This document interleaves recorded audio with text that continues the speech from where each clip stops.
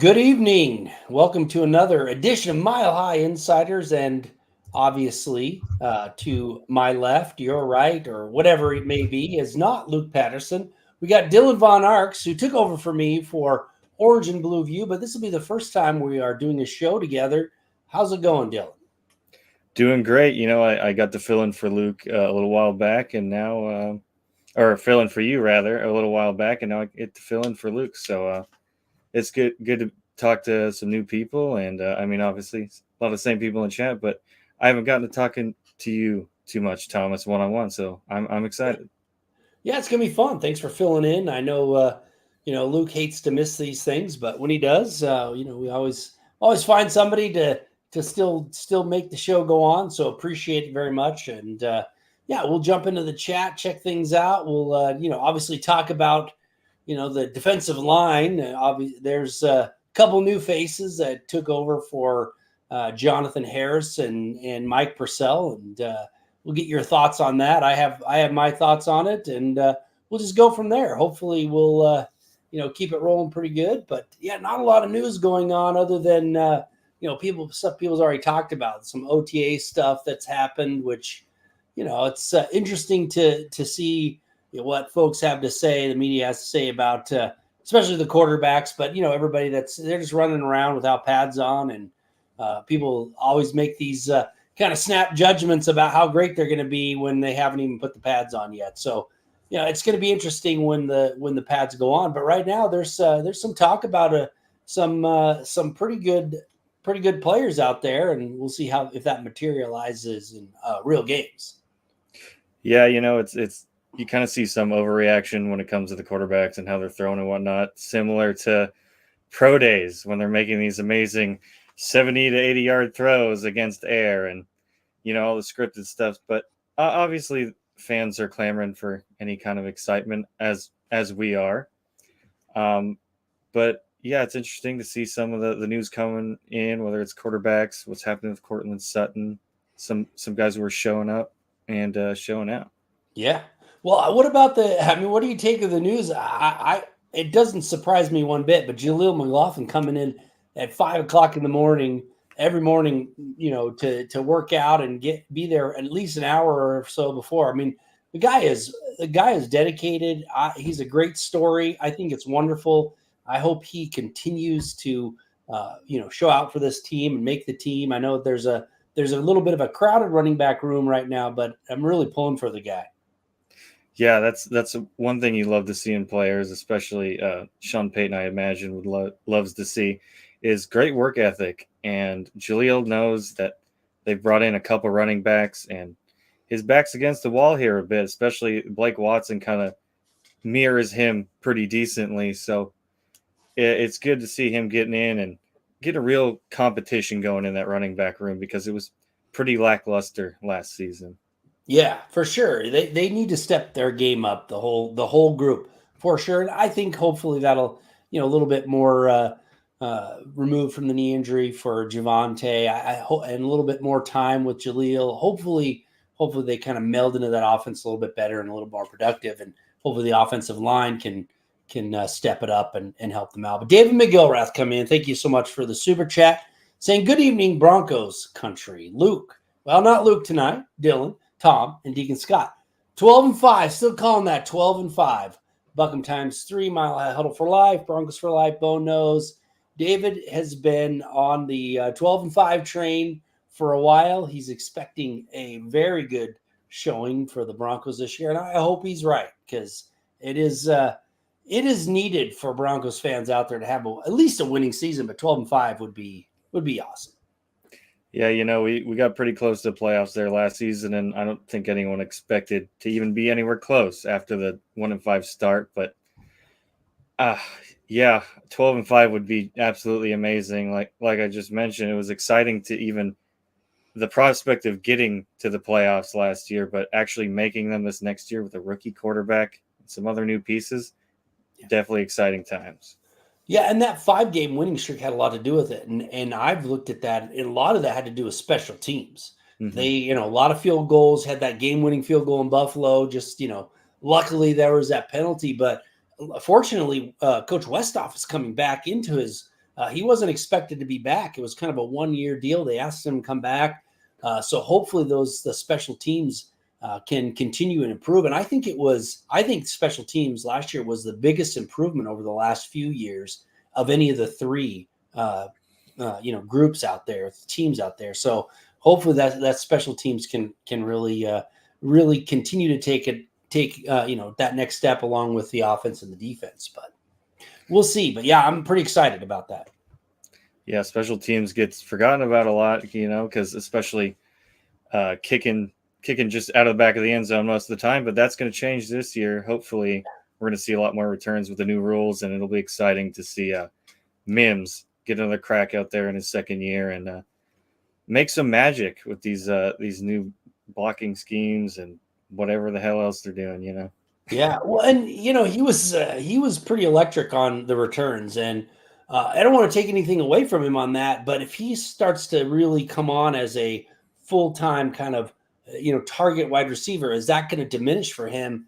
A lot of times they teams tend to, if that's their number one guy, they tend to not put him out on special teams that often. So, but I think it would be wrong. Like, I know why they do it, but Mims made a lot of hay in that special teams area, returning and whatnot. And he had a big impact on especially that 5-game win streak with returns and whatnot. So I would love to see him be the guy, take that next step, because that's what the Broncos really need. But at the same time, is that going to diminish his return game, which, like you said, with the new rules will really benefit him, I think, in that return game. Yeah, hopefully, I'm sure he'll eat up a lot of the touches that Jerry Jeudy, snaps more like he wasn't getting very many touches, but he'll eat up a lot of those reps and hopefully develop his route tree and just become a more complete receiver. But yeah, it would be a shame to see his role diminished in the return game if that occurred. But hopefully that means the Broncos have someone else in mind in that return game to help supplement that. Right. Yeah, absolutely. Let's just say quick hi to people who have stopped in. David Youngkin's always coming in. Thank you very much for stopping by, David. Really appreciate it. Kevin Gray's stopping in, saying evening, Thomas and Scott. And obviously Dylan, not Luke. Big Mile High salute. Thank you. Todd is checking in. Thank you, Todd, for being here. And we got a few other people. Unique Prepping has been in here a lot lately. So thank you for dropping by. Really appreciate that. And we got David Hicks coming in. Good evening, guys. Thank you to all you do for the fan base. Well, thank you. Thanks for being here. I mean, this is why we do it. It's for you fans out there, and hopefully we can, have a good conversation and bring some unique perspectives to Denver Broncos country. But anyway, let's jump into this. The defensive line. There were some comments that were made about the defensive line. We've had Stearns come out and talk about Malcolm Roach. He used to play with him at Texas. We had there's been some comments about Franklin Myers, the guy that's expected to replace Jonathan Harris. Now, what is your take on the changes of the defensive line?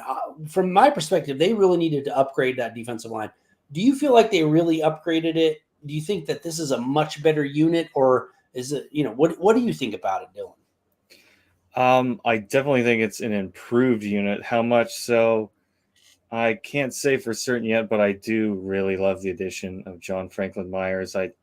When I was live for the draft podcast, we were kind of mumbling about because the Broncos, had a while till another pick, and up pops the trade news. And he's phenomenal. I believe he has, in the past 3 seasons, he has 54 plus pressures in each season.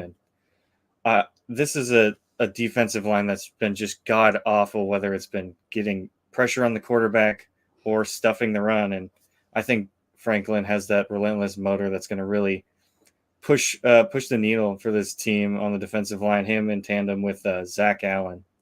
Yeah, I'm with you. I think Franklin Myers is an upgrade in the passing game. I think it's still need to wait and see a little bit about how he's going to improve that running game. But versus Jonathan Harris, I think he's a massive upgrade when it comes to getting after the quarterback in the passing game.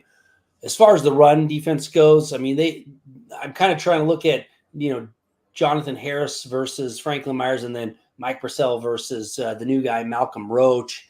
Malcolm Roach is still it's one of those part-time players that I really am kind of intrigued by, but I still got to wait and see before I say that that's an upgrade over Mike Purcell. Now, I was kind of rough on Mike Purcell last year. I think, he had a reputation of being a great run stuffer, but I don't think it happened as much as his reputation, before him should indicate. So I don't think he was, one of those beasts in the middle that was completely stuffing the run all the time, but he still was a pretty solid run defensive player. So I'm kind of waiting to see if Malcolm Roach takes that next step and becomes that kind of cog in the middle. And we shall see. But the Broncos have to improve that run defense because that was ugly last year. Their run defense was ugly. There's no doubt about it. Yeah, there's not much you can do when you're down a score or two and that you can't stop the run and your defense is just bleeding out the clock. Yeah, Roach should be interesting. He didn't have a high volume of snaps, kind of a rotational guy, but his best came in the run game. So hopefully, if he gets more volume, he can prove to stay consistent in that area. We'll just have to see. I'm interested to see how Vance Joseph moves these guys around and uses these new pieces on the line. Yeah, we've been pretty rough on Vance Joseph, Luke, and I in this show. We're still wondering why he's the defensive coordinator. It's not going to change with me. Hopefully he can use them. And Roach, I've done a age analysis for different positions, and Malcolm Roach is coming into that time when he really comes into the prime for defensive tackles, defensive linemen. So hopefully he's ripe to kind of take that next step, become a solid starter, and be a key cog in that defensive line. But we don't know yet. As a part-time player, we'll see what happens. But hopefully he can be the real deal. And if he is, if Franklin Myers can be the real deal in the passing game, and Roach can kind of pick up the slack in the running game, I think the defensive line's improved. I've been saying that very few position groups have improved. But if those two can happen, I think that unit is improved. But again, we have to wait and kind of see how that happens in real games, especially, with Vance Joseph as a defensive coordinator, who we both and Luke really have been kind of down on, but we'll see. Phil McLaughlin coming in saying, good evening, Thomas, Dylan, and Deacon Scott. You guys think McLaughlin will be used as a return guy? Also, how many yards will Nix get running the ball? Buckham, Mile High Huddle for life, and Bronx for life. Well, I'll first jump in about McLaughlin. I think he'll do anything that the team asks him to do. It doesn't matter. He'll go out there and try and do it. I think he's got the skills. He's not Mims level skills as far as a return guy, but I think he's got enough quickness, enough, lateral mobility to return. The big thing for me is how secure is he at catching the ball? That's the most important thing to me on the, if he fumbles at all, then he's not going to be out there. So it's kind of a wait and see. I know we watched him a little bit in training camp last year as a return guy, but yeah, I think, the story of this guy, he's going to do anything it takes. And if it takes him out there at 5 and even 4 in the morning, catching balls to make sure he's securing them, he's probably going to do it. Now, as far as Nix goes running the ball, I'm not really sure. It depends, I guess. I hope that it's not a lot. I hope that he's making most of his, yardage through the air. But he's very mobile, so he could get some good chunk yardage on some of those scramble plays, and whether or not they're gonna, kind of design some run plays for him is yet to be seen. I don't know if they'll do that, but if they do, he could get some pretty decent yardage.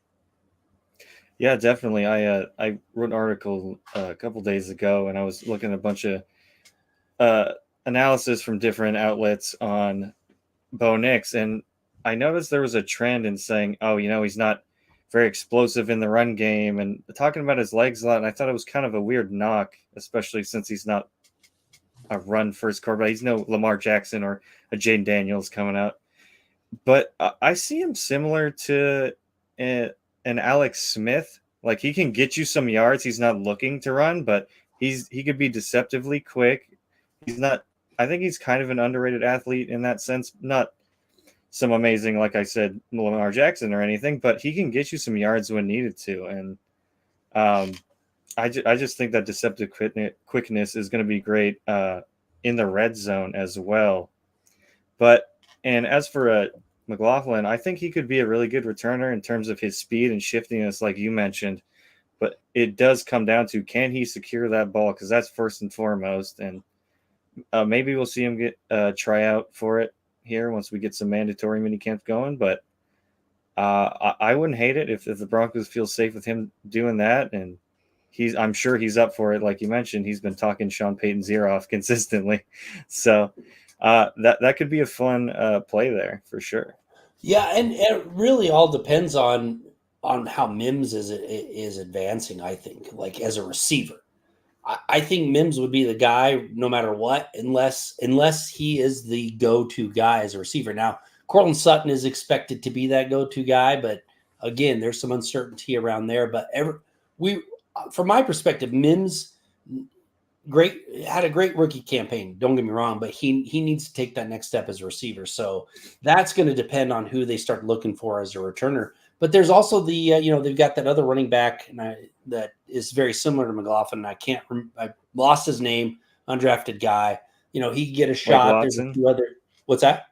Watson? Yeah, a few other guys out there. It should be a pretty good competition if it's not Mims, but yeah, it will be interesting. And I don't think Bo Nix, going back to the running of the football, Bo Nix, he's not Dan Marino back there. He's not a statue. He can move around. But again, from my perspective, that's not what they need. They didn't draft him. If they wanted someone that could make, hay on the ground while he's learning the system, Bo Nix wouldn't have been their guy, and they probably wouldn't have drafted him. They expect him to execute the quick passing game, not worry about running unless he has to here and there. And I think he's going to be one of those deceptive kind of things broke down. I ran and maybe got a first down here and there type guy. But I really hope they're not designing a bunch of run plays for him, because that just would indicate something else is amiss, with his development as a passer. So that's my perspective.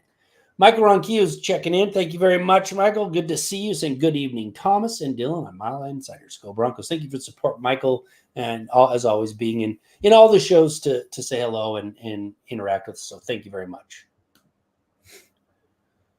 And we got Scott checking in the chat saying Nick's had 510 yards and 14 TDs with Oregon in 2022. So he's got some mobility. Thank you for that, Scott.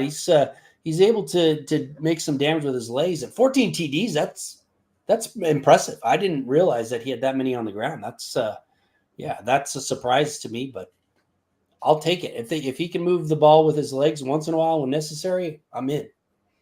Yeah, anything extra we get from Knicks in the run game is like the cherry on top. It's and like I mentioned in the red zone too, you can get real shifty with it. They did a couple things with Russell last season, and I think Bo, at least at this point in his career, is much more athletic than Russell, getting outside or just taking on an RPO. So you can get really creative, and I'm sure Sean Payton will do that with Knicks, especially like you mentioned, 500 yards, 14 touchdowns. That's pretty damn good from a quarterback. Yeah, and again, like you said, it's not one of those things where you're expecting it, like Jaden Daniels or something like that. But most of the quarterbacks now are pretty athletic. Most of them can take off and run, even though they're more of a drop back passer. There's very few statues back there that make it in the NFL anymore. I mean, I keep thinking back to like Drew Bledsoe, Dan Marino, the guy that never ran the ball. They threw it only. Most of these quarterbacks can take off and run and do some damage nowadays. And if they're not athletes, they, at the same time as good passers, you don't see that kind of development, where it's purely passing. So it'll be interesting to see what he can do. But I'm hoping that quick passing game is where he does all his damage. Definitely, especially with all these speedy receivers. Even the backs too, they caught a lot of balls, especially P. Ryan last year. Whether he's on this roster or not, I'm sure we'll see a lot similar things with Blake Watson, maybe McLaughlin, Pookie. We'll see where he's at. Estime, they can all catch. It's just a matter of getting the ball there, and I think Knicks will do that. Yeah. Who in your mind? I mean, who's going to make this? There's a thick running back group. Who's going to be sticking around when they from your perspective when they cut the make the final cuts? Because Yeah. there's a lot of people that are really high on this late round draft choice and the undrafted. A lot of people are down on Javonte Williams even now, as he's recovering. So what's your take on it? Man, I've been predicting for a little while that I think Estime is going to take over that number one running back spot. Whether I don't know if it'll necessarily be right out the gate, but I think eventually it's going to happen sometime this coming season.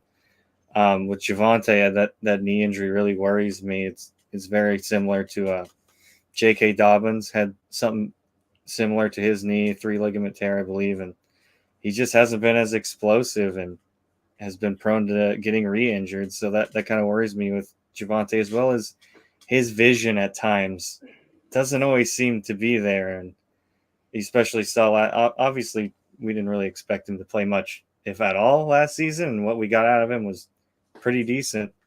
But I just think with these young guys coming in, man, it's Peyton didn't draft Javonte. He might not really care if, hey, man, we're going to get this new blood in here because Estime is pretty similar to what Javonte's skill set is. Yeah, we all know running backs, they don't last very long in the NFL on average. And most of them are gone pretty quickly, take those injuries. I'm a big fan of Javonte, but he did look a lot different last year than he did early on in his career before that knee injury. So it's going to be interesting to see, who kind of comes out on top.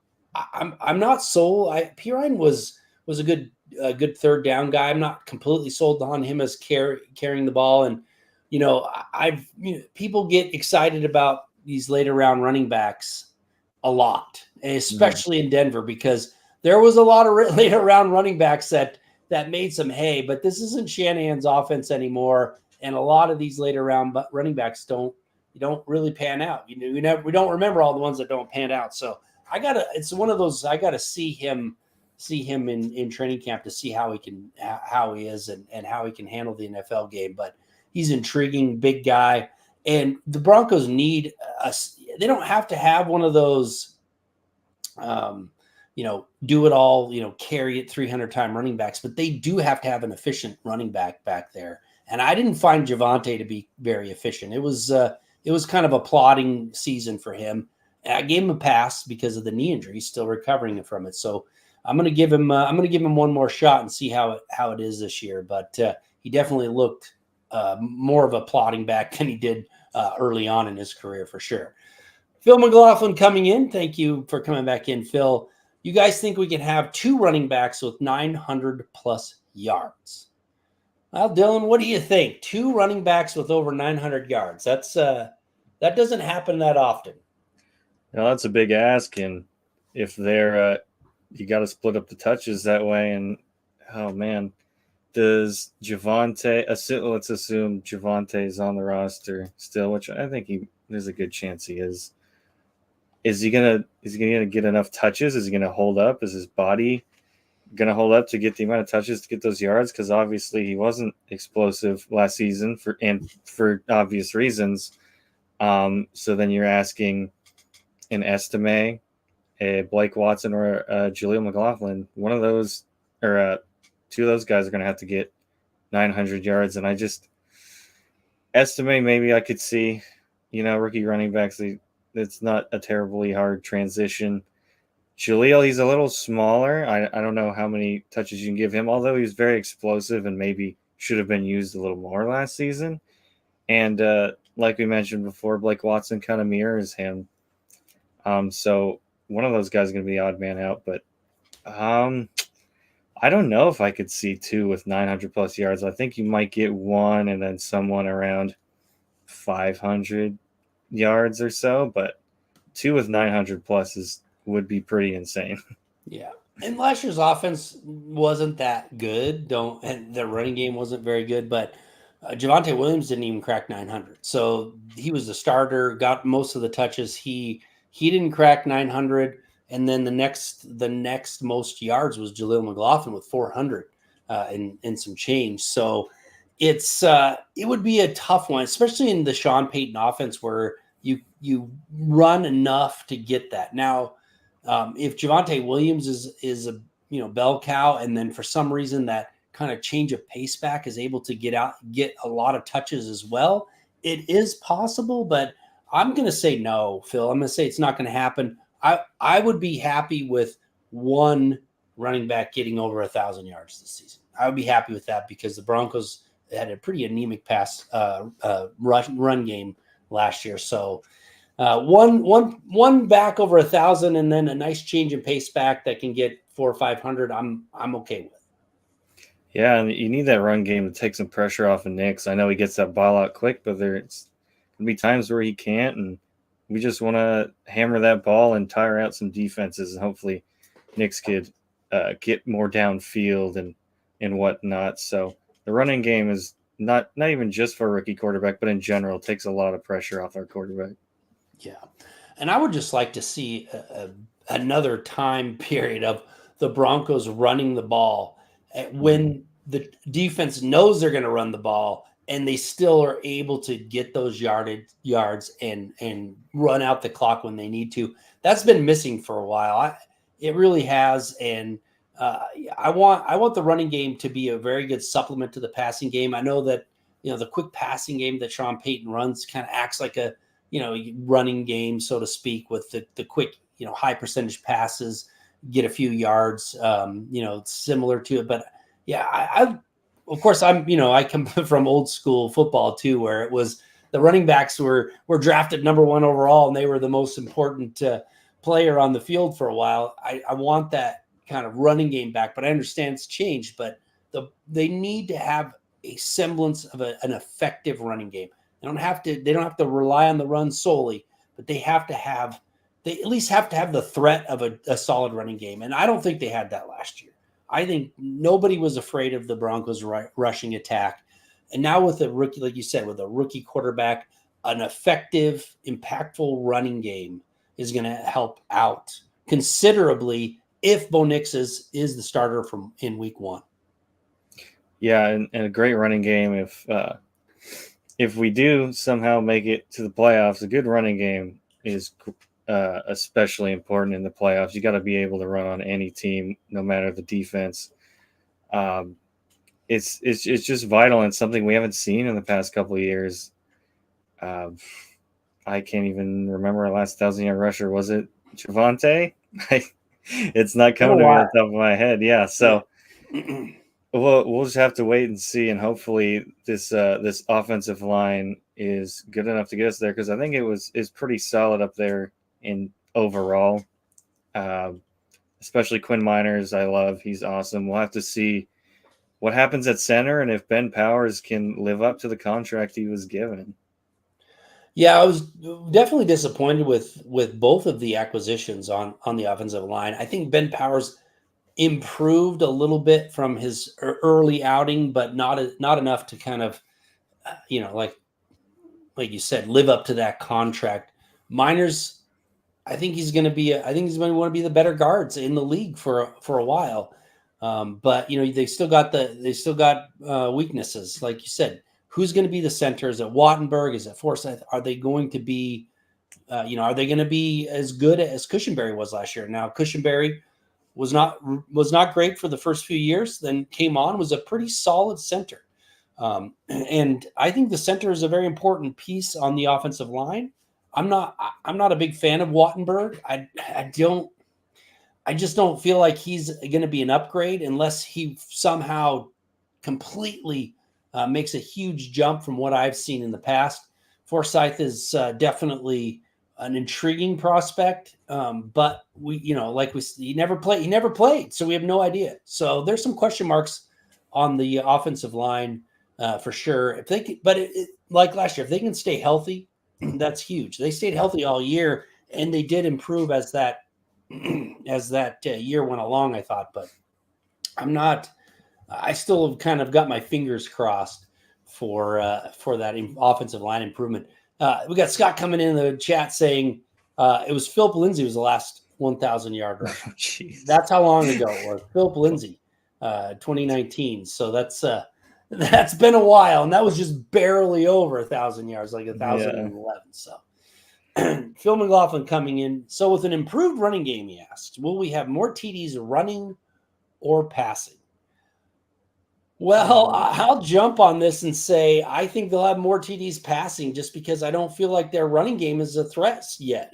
I still have to wait and see. Now, I know it could be a rookie quarterback out there throwing the ball. It could be a rough offense. It could be a rough outing for the offense for most of the year until they get some traction. But unless Javonte Williams comes back from that knee injury and is a lot better than he was last year, I still don't see a big improvement. He has to be the one that makes a big improvement in my mind, unless the 6th-round guy, unless he is like the real deal, comes in and blows everybody away. I feel like they're going to struggle a little bit getting that running game going, and I think they're going to really kind of put it in Nix's hand to see what he can do. Yeah, especially I've been thinking about how many touchdowns Knicks would get through the air, and I would bet between somewhere like 15 to 22, somewhere in there. So that's definitely going to be more than the rushing touchdowns we'll get this season. But yeah, I mean, you got to go with passing touchdowns there. I think they're going to really give Knicks a chance to show up and show out. And like you mentioned, the running game, that's kind of a believe it till we see it kind of thing, because it's been, like Scott put in the chat, 2019. That's the last time we had a 1,000-yard rusher. So I don't see the rushing. Hopefully we get a couple more rushing touchdowns than we did last year, but because we are god awful in that department. So I would like to see an increase there. It definitely won't outweigh the number of passing touchdowns, though. Yeah, there was 8. From what I'm looking at, there was 8 rushing touchdowns last year, and 3 of them came from the quarterback Russell Wilson. Jeez. And that's pretty anemic. It's a pretty anemic. Even so, they've got to make a huge upgrade. They've got a big step next year to make that at least a respectable area of the offense. And like you said earlier, it will really help Bo Nix. Now the Bo Nix talk, the people have been projecting his stats, right? And Right. I've seen some pretty crazy numbers out there. Is this going to be a good season for him? I think people are looking at CJ Stroud and like think that everybody can do that now, and like they're expecting these big numbers from Bo Nix. I mean, that was a huge year for a rookie. I mean, most rookie quarterbacks do not have that good of a year. So I think the excitement and the projection should be tempered a little bit. But if Bo Nix can get in the mid-20s on touchdowns, that's a huge year. That's a huge year for Bo Nix if he can hit that 23, 24 touchdowns passing. From my perspective, for a rookie quarterback in an offense that still really needs some key players in order to really start to have an impact on the field, because they don't have any real elite playmakers on that offensive side of the ball. I think that would be huge for Bo Nix. 23 touchdowns, I'd take it. Oh, easily. And a couple nights ago, I was doing a show with Lance, and we were kind of going down the AFC West and stacking up their every position and the biggest threat there from the division. And I was getting a lot of flack for saying that our skill positions, wide receivers and tight ends in particular, probably, at least I think, the worst out of the division. Like, obviously the Chargers have a pretty young wide receiver room, but I kind of like their upside a little more. But when you look at our tight ends, like, I know Lucas Kroll has been getting a lot of play recently, but OTAs don't really know. Right. Troutman's basically a mannequin out there. He's gonna go out there and do his job. He's nothing spectacular. And is Cortland Sutton going to be here? Troy Franklin's a rookie. Is Mims going to step up? There's a lot of questions. So hopefully we have a good enough nucleus around Bo Nix to push him to that 20-plus touchdown mark. Yeah, I'm with you on the skill position. I mean, the tight end Room has potential. Like, if Greg Dulcich can stay healthy, that could tip the scale a little bit. If Lucas Kroll lives up to the hype, and I mean, there's a lot of hype, and he hasn't really done anything. So, I mean, he's got the size, he's got some speed. I mean, he could, but none of these are proven. But if I was looking at the the tight end room, it is one of the worst in the AFC. I mean, it really based on production, based on actual production, not potential. That's potential is one of those things that people talk about that often that goes unrealized in the NFL. So injuries and whatnot really can hurt that. But I think you're right. I mean, I'm intrigued with the way if Sutton can come back, if Mims can take that next step, and Reynolds that they got from Detroit really can contribute like he did at Detroit, then I think the wide receiver room is a lot better than people think. But that's an if. There's still some ifs there. So and then the running back room we just don't know about. And it's so I'm with you. I think there's a lot to prove with the skill positions for sure. Definitely. And Scott's in there. If we're not drinking the Kool-Aid in the summer, then we we're haters. But I mean, I'm just trying. I've been saying it for quite a while, and I've gotten a lot of heat for it. People think I no longer care for the Denver Broncos, even though I've been a fan for 40 years and longer than a lot of people have been alive. But I'm looking at this roster, and I just don't see a huge upgrades anywhere.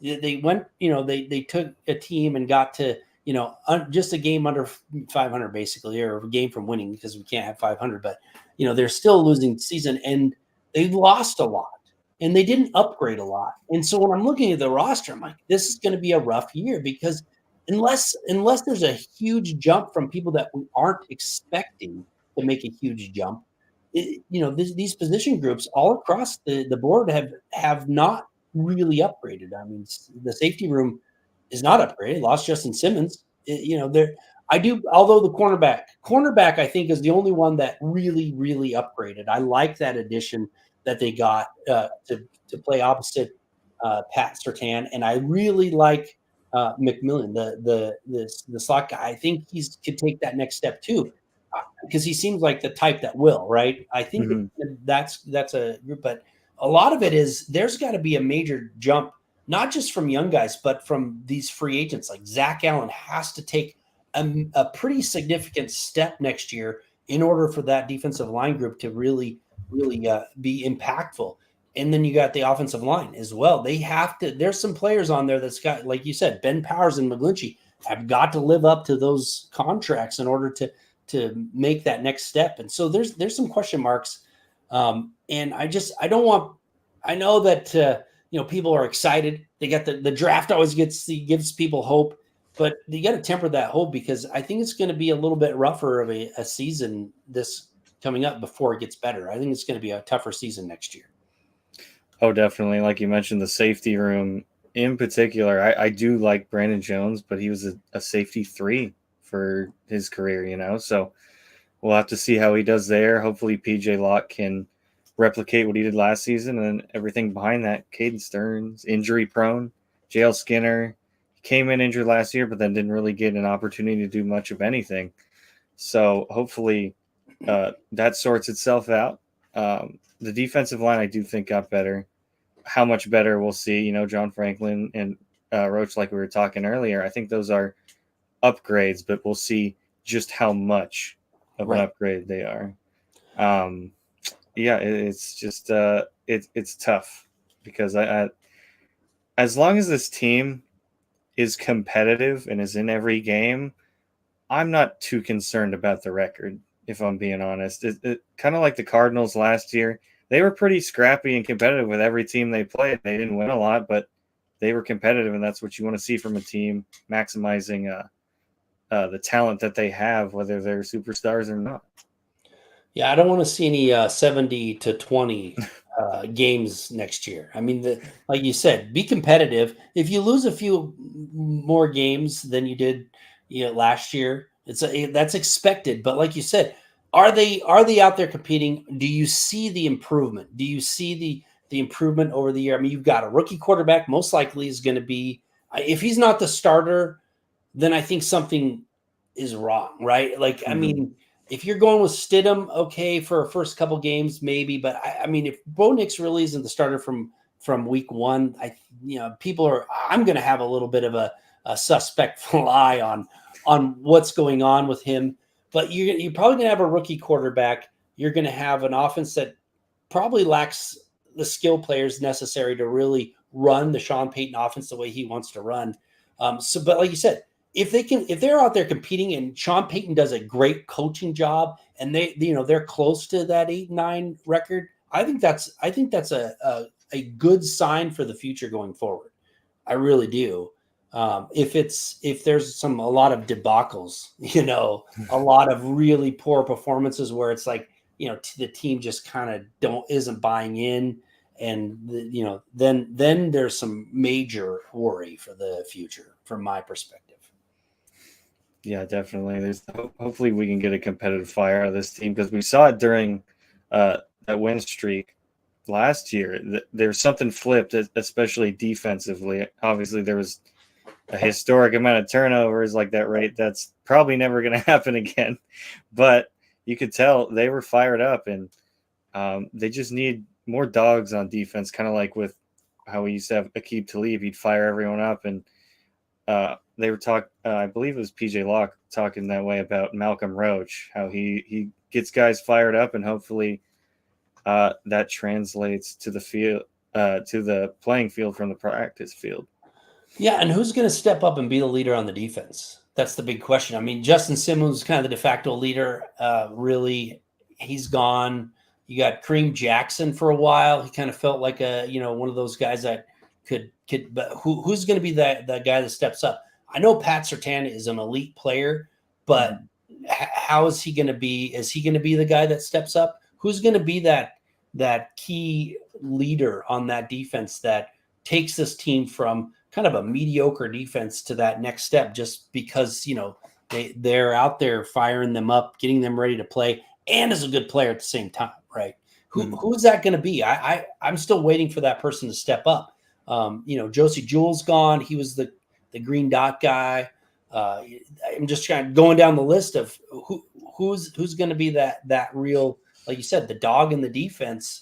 I haven't seen it yet, and they need someone to step up. For sure. And like you mentioned, Patrick Surtain is an amazing player. Top 3 corner. Well, top 1 in my mind. I'm biased as hell about that. But he's more of a lead by example type of guy. He's not really – he doesn't talk a lot. He doesn't get – you can tell he gets fired up a little bit, but not to the point where he's rallying the troops type of thing.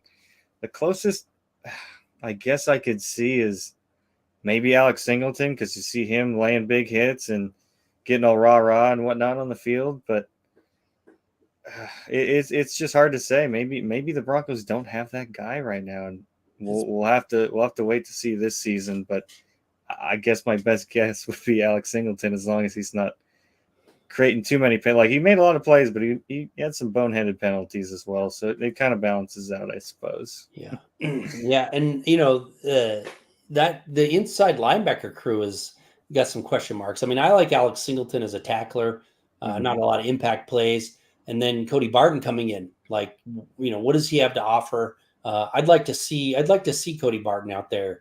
I'm not sold on him yet, but it would be, it would be good to see both of those guys kind of step up.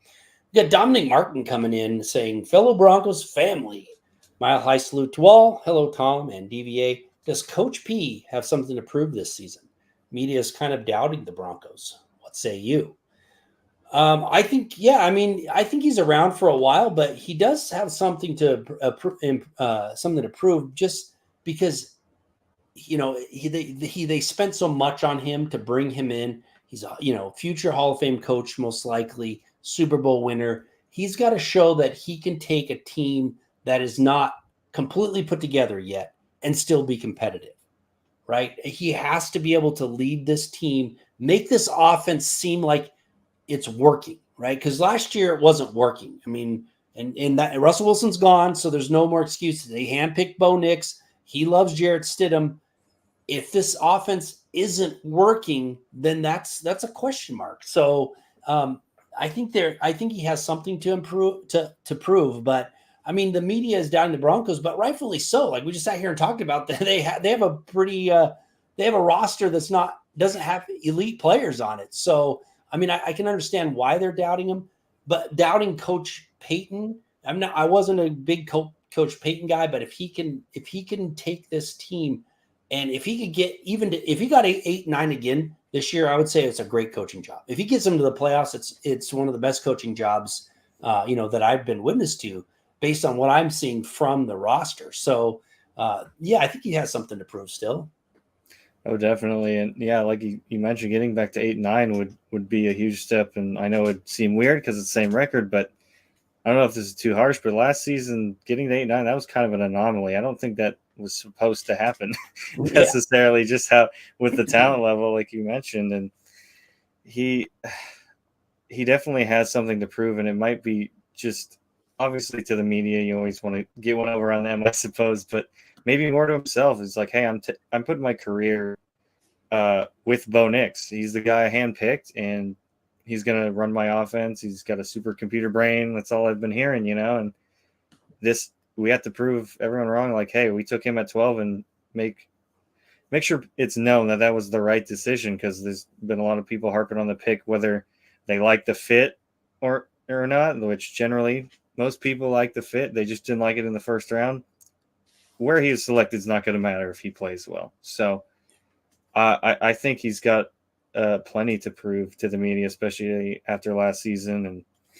And, that's just, he's not very loved in the media by certain outlets and whatnot. Well, he's kind of done that to himself, though. I mean, Yeah. especially the local media, he's kind of he kind of rubbed them the wrong way, which is fine. I mean, I don't really care. Like Yeah. to me, I don't care if he is friendly to the media or not, or helps him out or whatever. I mean, I don't care, but he has kind of brought some of that on himself by being a little bit different with the media than they're used to. But again, like, it doesn't matter if he can go out there and win on the field, that all that other stuff's going to go away. Nobody's going to care if he can turn this team around. But I really think he's got this year and next year to kind of really show a dramatic improvement. And if then that doesn't happen, man, I don't know how much longer even though they spent a lot to get him, I don't know how much more the patient the owners are going to be. That'd be year 4 waiting for him to turn it around. And if there really isn't signs of it, then that's he's going to be on the hot seat for sure. I don't think he's on the hot seat right now, though. I mean, of all the coaches out there, he's definitely not on there, because, I mean, you have to understand too, the quarter, the roster's not where they want it to be yet. They've got to give him time to kind of build the team that he wants. But at some point, there's a cutoff. Okay, we've given you the chance. We want to win now. Let's move on. So I'm going to grab this one from Michael Ronquillo, and then, if some other questions don't come in, we'll end it a little early. But Michael Ronquillo is asking, which NFL Hall of Fame player would you want on the Broncos back in the day? Any positions? I mean, future Hall of Famer Drew Brees would be perfect. But if you're not looking at quarterback, I mean, you could get a lot of quarterbacks that I'd love to have. And I'm assuming you're talking about any Hall of Fame. From my perspective, I would love to have someone like Ed Reed on this team. We're just talking about needing a playmaker on defense, needing a leader, needing someone that can go out there and set the tone and make this defense better.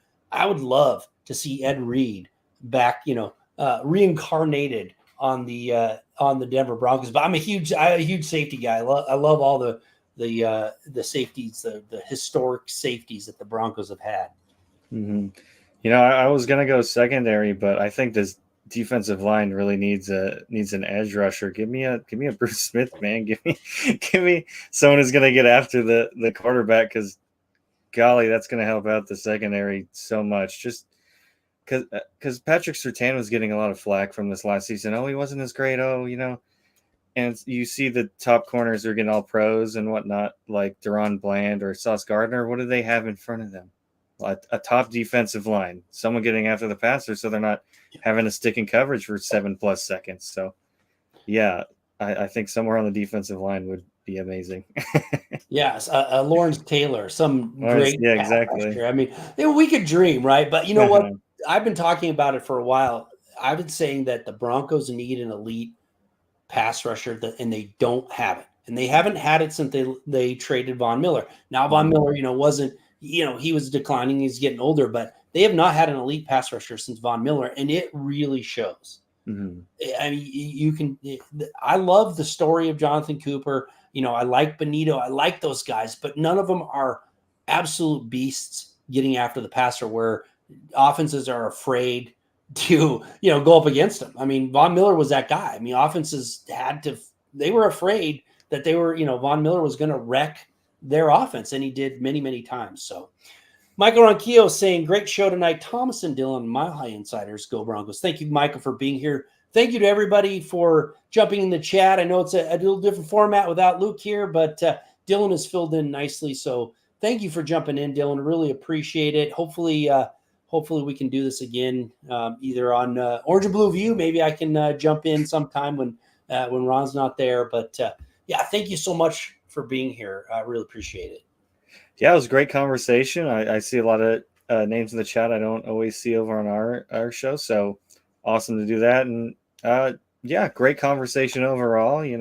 I think we for the most part agreed on most things we talked about. So not button heads too much. Maybe not as fiery as it is with Luke here sometimes, but glad to step in. Yeah. Well, thank you very much. And again, thank you all. Have a great evening. And, hopefully the fortunes of the Broncos will turn around, and we'll know soon enough. I mean, it's not too far away until the regular season opens. So, I mean, it seems like it's a long ways away, but it'll be here before you know it. We'll get to see real football. Thank you very much, everyone. And have a great evening.